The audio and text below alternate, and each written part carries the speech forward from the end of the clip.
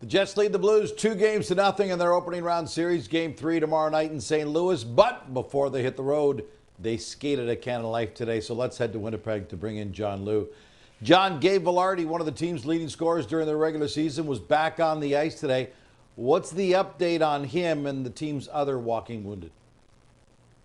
Well, Gino, Gabriel Vilardi was again in a non-contact jersey. That's 4 days in a row now, so there is still no estimate from Scott Arniel exactly as to when Vilardi will shed that yellow jersey and move back into a regular jersey. But the fact of the matter is, Gino, is that he will not be available for Game 3. He hasn't been in a regular practice with his teammates yet. And the Jets do have a little bit of a luxury of time because after tomorrow's game, they have a couple more days before Game 4 on Sunday afternoon in St. Louis. So there's a couple more days for Vilardi to perhaps get into a contact practice or two. But quite frankly, at this moment in time, the Jets don't really need him as much as they would like to have him in the lineup. They're in the driver's seat, up 2-0 in this series. Alex Iafallo is doing a very good job in Vilardi's spot. And so let's speak speculatively, Gino, that say this series goes to 5 games at the very least. Well, that would give Vilardi, as of today, an extra week of healing time for conditioning and recovery. And so the way that things are going at the moment, it may not be necessary for him to get into the lineup until this time next week, but he is getting closer to getting into a regular contact practice, though. John, when he does come back, as you say, they're highly successful right now without him. Obviously, they want to insert him into an important role. How do you think they use him when he does come back?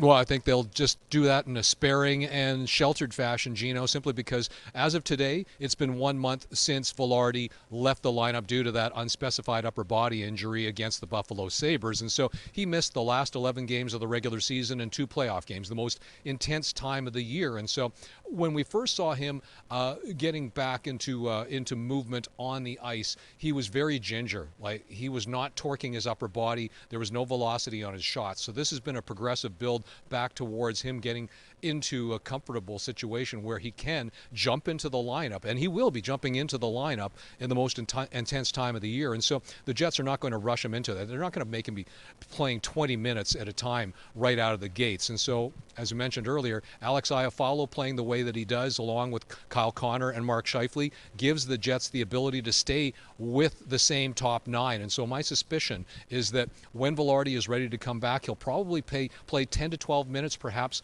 in a fourth line capacity with Morgan Barron and probably David Gustafsson, because you'd have 2 centers that can take draws as lefties.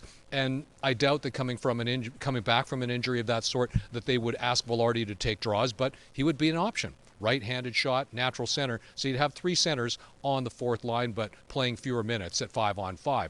As for power play, I think that Vilardi could jump right back into his normal spot in the low position on the first power play unit with his hands, his vision, his ability to tip pucks. That would add a dimension to the power play unit, or the first power play unit that's been missing for the last month, and it could help the Jets quite immensely, really.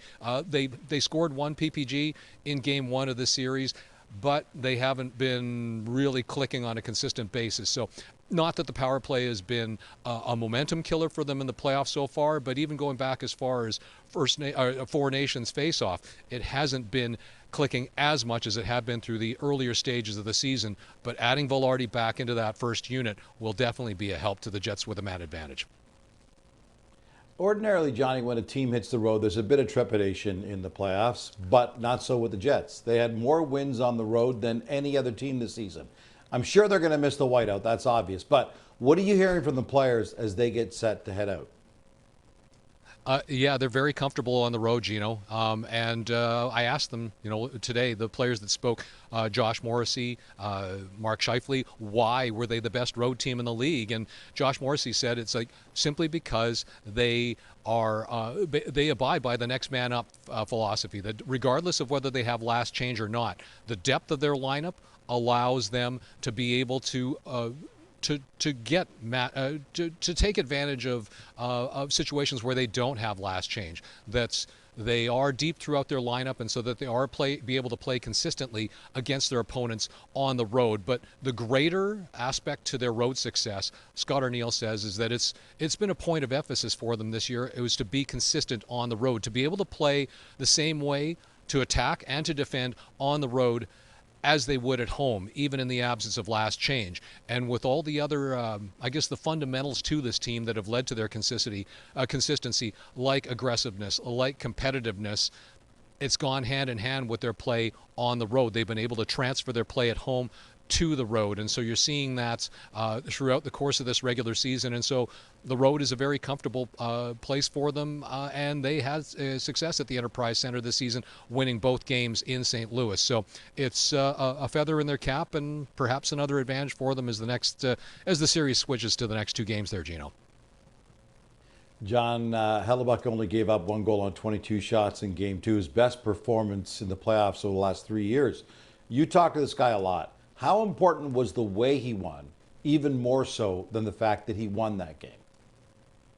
Well, it was just, Hellebuyck didn't talk after the last game, Gino, but just listening to his teammates sing his praises, it's like they kept using the term timely saves over and over. And if you go back to the beginning of Game 2, where the Blues were all over the Jets for the first few minutes of the game, Connor Hellebuyck stopped 3 grade A chances in the early going and allowed the Jets to settle in.